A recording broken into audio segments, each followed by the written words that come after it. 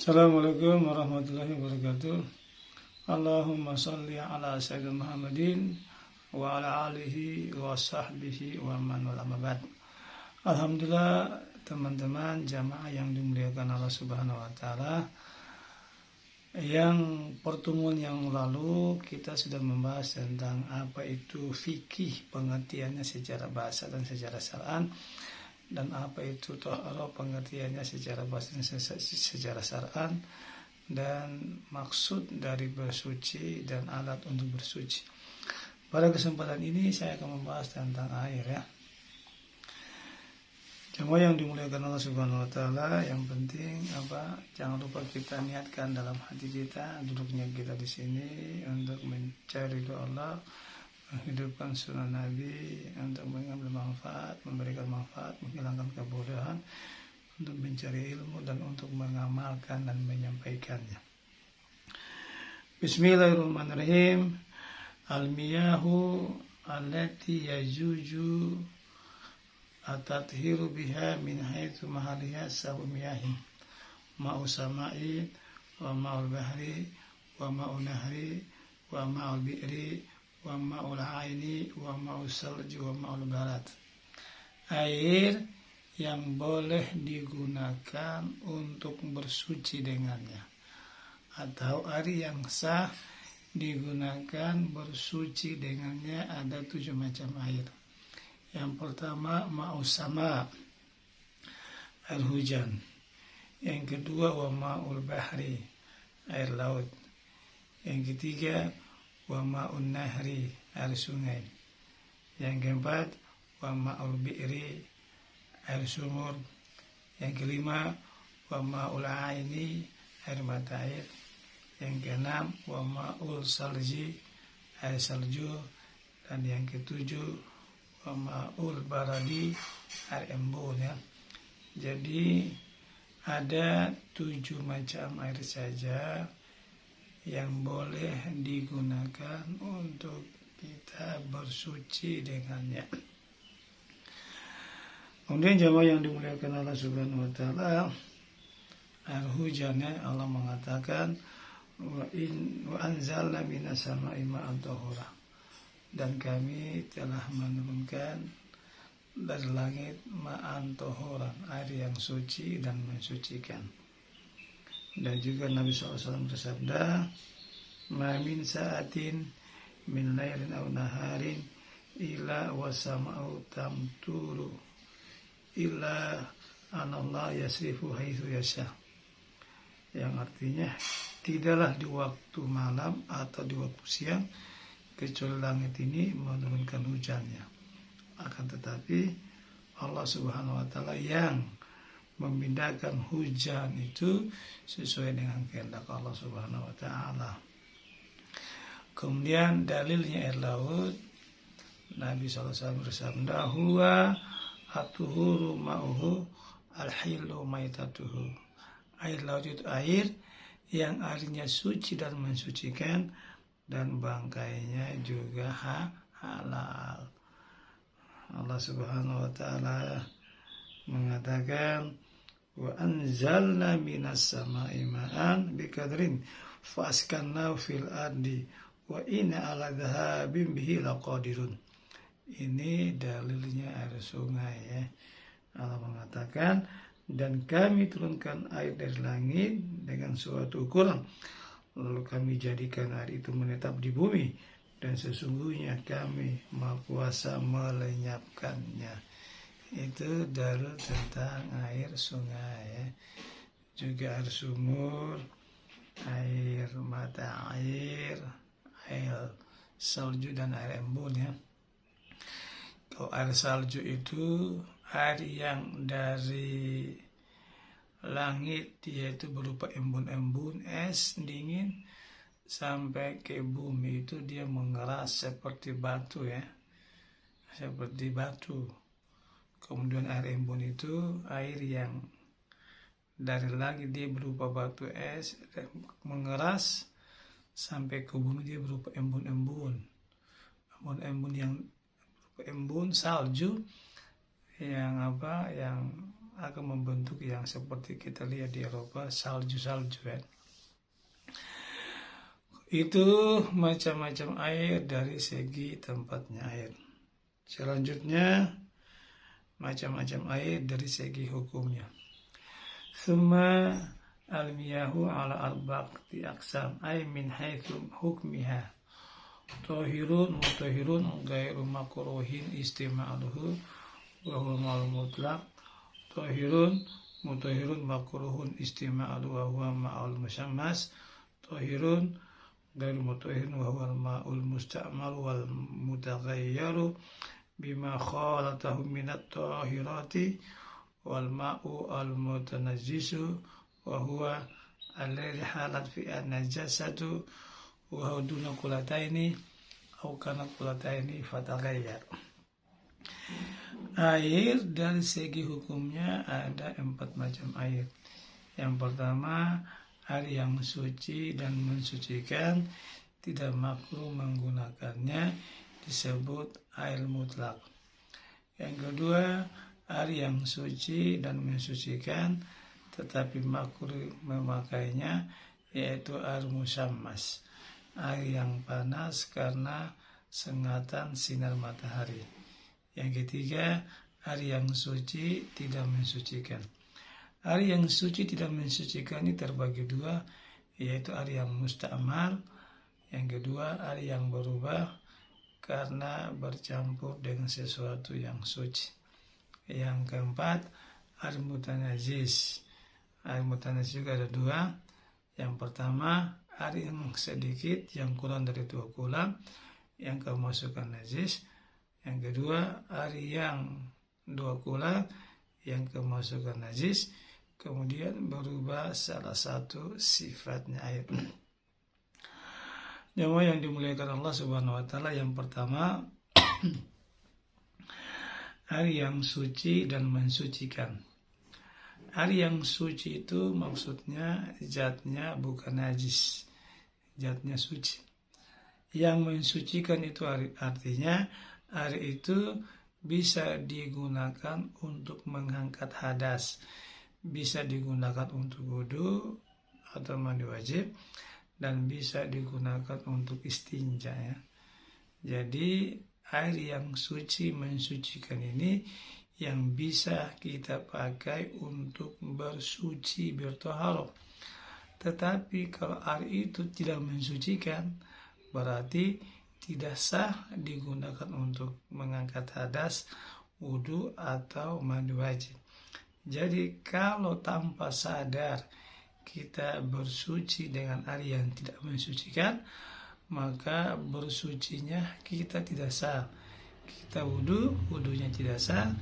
Kita mandi wajib, mandi wajibnya tidak sah, karena penyebabnya kita menggunakan air yang tidak mensucikan.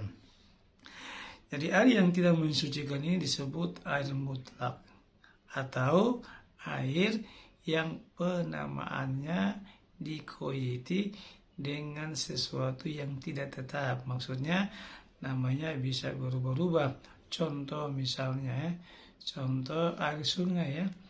Air sungai ini dikoyiti dengan sesuatu yang tidak tetap. Ketika dia di sungai namanya air sungai. Ketika kita mengambil air sungai dan kita letakkan di ember, maka berubah namanya menjadi air yang di ember. Atau kita pindahkan air yang di ember, taruh di gelas, maka namanya air gelas. Ini namanya dikoyiti, dibatasi dengan sesuatu yang tidak tetap. Berarti statusnya itu air mutlak ya. Air mutlak itu air yang bisa digunakan untuk bersuci, yang tadi yang 7 ada macam hal tersebut. Tetapi kalau air itu dikoyiti, dibatasi dengan sesuatu yang tetap, maksudnya namanya nggak berubah, maka itu bukan dikatakan air mutlak. Misalnya contoh ya, air kopi ya. Air kopi ini, air ini dikoyiti dengan kopi yang sifatnya tetap, tidak berubah-ubah. Misalnya air kopi kita letakkan di gelas, kita mengatakan air secangkir kopi. kita taruh di ember, kita mengatakan seember kopi. Kita buang, kita mengatakan air kopi yang dibuang di jalan. Jadi kopi itu saat dikoiti dengan sesuatu yang tetap, tidak berubah-ubah.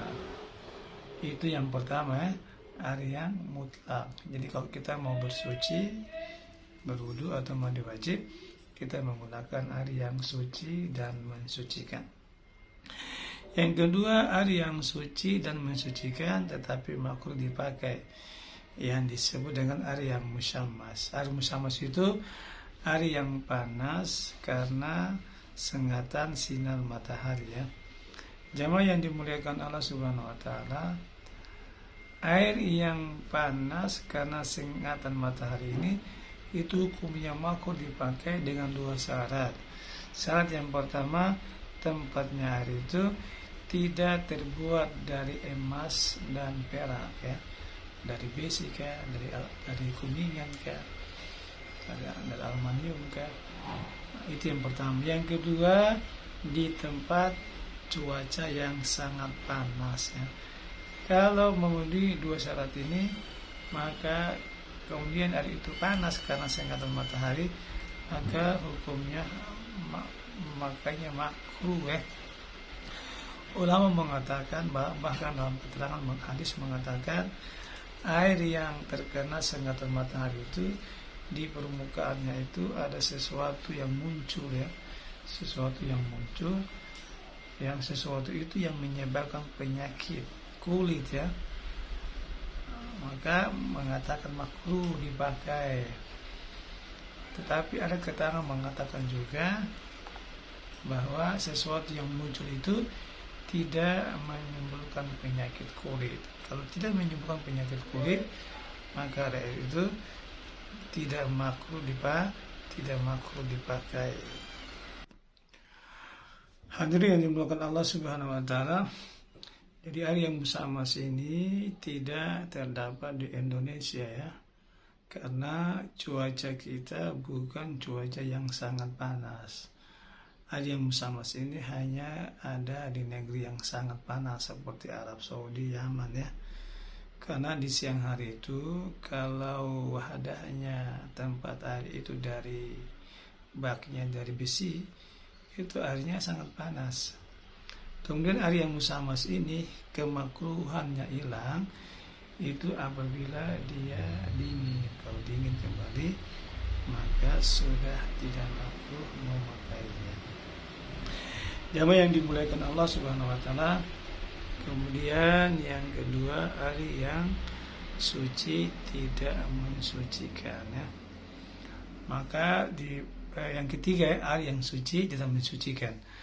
Jadi saya akan membahas sedikit panjang lebar di air yang ketiga ini, air yang suci tidak mensucikan. Air yang suci artinya zatnya suci, bukan najis. Tidak mensucikan artinya air itu tidak bisa digunakan untuk mengangkat hadas atau untuk istinja. Tidak sah digunakan untuk wudu, dan tidak sah digunakan untuk mandi wajib, dan tidak sah digunakan untuk istinja. Air yang suci dan mensucikan ini ada dua. Yang pertama, air yang musta'mal.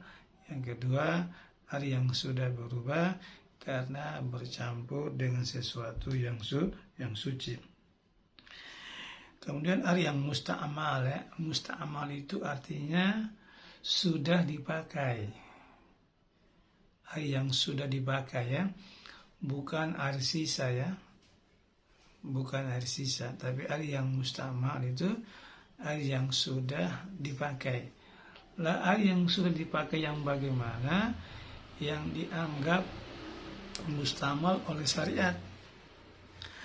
Air yang musta'mal yang sudah dipakai, yang dianggap oleh syariat tidak bisa digunakan untuk bersuci, yaitu air yang sudah digunakan untuk fardu tohara.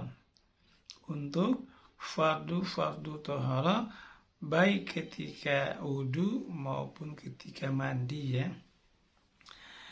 Jamaah yang dimuliakan Allah, wudu itu kan ada wudu yang wajib dan ada wudu yang sunnah. Kemudian ada mandi yang wajib, ada mandi yang sunnah. Wudu yang wajib itu yang bagaimana? Wudu yang wajib itu ketika kita nggak punya wudu dan kita berwudu, maka itu wudu yang wajib. Wudu yang sunnah itu bagaimana? Wudu yang sunnah itu ketika kita punya wudu dan kita ingin memperbaiki wudu, maka itu wudu yang wajib ya. Atau dengan istilah tasdidul wudu kan. Misalnya kita sudah sholat maghrib, sudah punya wudu belum batal. Ketika kita ingin sholat isya, kita wudu lagi. Itu namanya memperbaharui wudu, dan wudu seperti itu hukumnya sunnah. Kalau mandi kan jelas, ada mandi sunnah, ada mandi yang wajib. Jamaah yang dimuliakan Allah, jadi air yang mustamal itu air yang sudah digunakan untuk fardu toharat. Berarti ketika wudu, air itu mustamal itu yang mana? Yang pertama, wudu itu wudu yang wajib. Yang kedua, air yang sudah digunakan untuk membasuh anggota-anggota yang wajib. Berarti ketika wudu itu anggota yang wajib itu cuma 4 saja. Yang pertama membasuh muka, yang kedua membasuh tangan sampai siku, yang ketiga mengusap sebagian kepala, yang keempat membasuh kaki dan mata kaki. Jadi yang dikatakan musta'mal ketika wudu itu air yang digunakan pada basuhan wajah. Syaratnya itu basuhan yang pertama, bukan basuhan yang kedua, ketiga ya. Karena basuhan yang kedua itu sunnah dan ketiga itu sunnah. Berarti bekas basuhan wajah yang pertama, air yang bekas itu yang mengalir dikatakan itu musta'mal. Bekas basuhan air yang pertama yang digunakan untuk membasuh kedua tangan sampai siku itu dikatakan musta'mal. Dan bekas yang digunakan untuk membasuh kedua kaki, basuhan yang pertama, itu yang dikatakan hari itu musta'mal ya. Sedangkan basuhan yang kedua, ketiga tidak musta'mal. Atau bekas air wudu yang digunakan untuk sunnah wudu juga tidak musta'mal. Atau juga wudu yang sunnah. Kalau wudu yang sunnah semuanya nggak musta'mal, walaupun kita membasuh wajah ya. Walaupun kita membasuh wajah, air itu bukan musta'mal. Kenapa? Karena itu dikatakan wudu yang sunnah. Jamaah yang dimuliakan Allah Subhanahu wa taala, jadi ketika kita wudu yang wajib, ketika setelah membasuh wajah, tetesan air daripada basuhan wajah itu jangan sampai masuk pada air yang akan kita gunakan untuk basuhan yang kedua ya. Jangan sampai masuk pada air yang kita akan gunakan untuk basuhan yang kedua. Kenapa? Kalau kita air tetesan di wajah ketika masuk pada air yang akan kita gunakan pada basuhan yang kedua, itu statusnya musta'mal. Berarti kita buang, kita gunakan, ambil air yang baru ya. Ya, itu ketika wudu ya. Lah ketika mandi wajib kapan? Ketika mandi wajib kapan air itu yang musta'mal itu yang mana? Jadi ketika mandi wajib juga sama ya. Ketika mandi wajib, basuhan yang pertama itu dikatakan musta'mal ya. Basuhan yang pertama, misalnya contoh kita menyiram badan sebelah kanan ya. Ketika kita menyiram badan sebelah kanan, air yang menetes itu yang dikatakan musta'mal. Kalau kita siraman yang kedua di tempat yang sama, maka air itu bukan musta'mal. Kenapa? Karena air ini kita gunakan menyiram di tempat yang sama, basuhan yang kedua kali ya. Maka itu bukan musta'mal. Jamaah yang dimuliakan Allah Subhanahu wa taala, maka syarat-syaratnya air itu musta'mal sebab mengangkat hadas ya, baik hadas kecil atau wudu. Yang pertama, air pada basuhan yang pertama, bukan basuhan yang kedua atau basuhan yang ketiga. Yang kedua, air yang mustamal itu hukumnya sedikit, airnya sedikit. Lain halnya airnya banyak. Kalau airnya banyak, tetap statusnya suci dan mensucikan. Air yang banyak itu ukurannya berapa banyak? Air yang banyak itu ukurannya 2 kula atau sekitar 216 liter ya. Misalnya kita punya baknya besar, mencapai 2 kula lebih. Kalau kita wudhu dan air masuk ke dalam bak tersebut, maka bak itu airnya nggak mustamal karena banyak. Atau kita wudhu di sungai yang airnya banyak, maka air itu nggak mustamal. Yang ketiga, air itu digunakan untuk fardu toharo ya. Air itu bekas digunakan untuk fardu tohara. Lain halnya apabila air itu digunakan untuk sunnah toharo, maka itu nggak mustamal.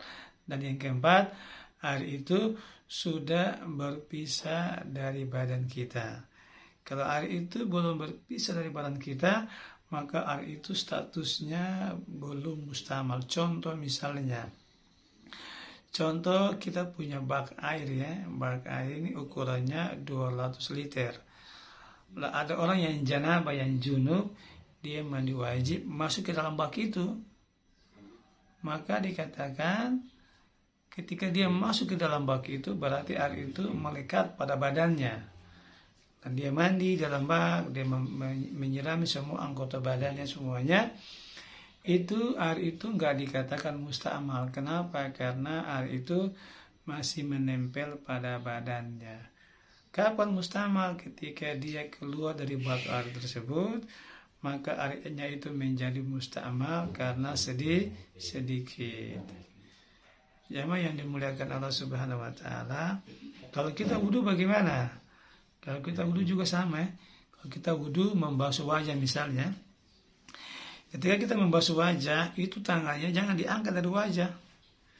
Kalau tangannya diangkat dari wajah, maka namanya air sudah berpisah dari wajah.